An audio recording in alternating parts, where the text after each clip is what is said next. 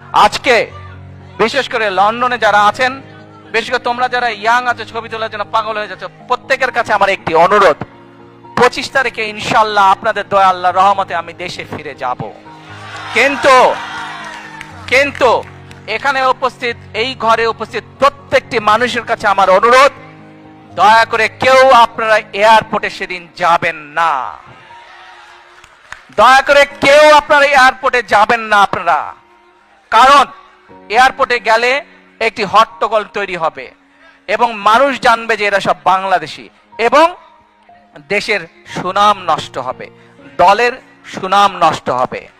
যারা এয়ারপোর্টে যাবেন না, যারা সেদিন এয়ারপোর্টে যাবেন না, আমার আজকের এই অনুরোধ যারা রাখবেন, আমি ধরে নিব তারা দল এবং সর্বোপরি দেশের সম্মানের প্রতি মর্যাদা রাখবেন। আর আমার মানা করা সত্ত্বেও, আমার অনুরোধ করার পরেও যারা যাবেন, আমি ধরে নিতে বাধ্য হব যারা ব্যক্তিগত স্বার্থের জন্য সেখানে গিয়েছেন।